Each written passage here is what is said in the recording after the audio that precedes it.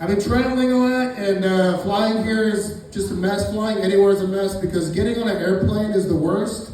The second you get bored, you sit down. The thing I hate the most is listening to the captain get on the intercom and give that bullshit announcement you can never understand. It's always like, well, ladies and gentlemen, thanks so much for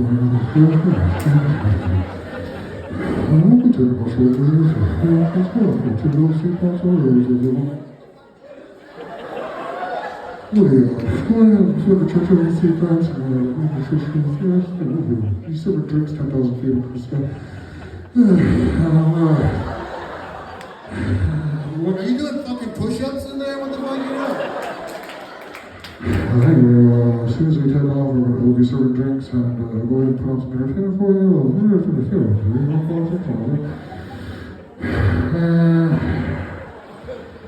Kind of in a bad mood. My wife just left me, and so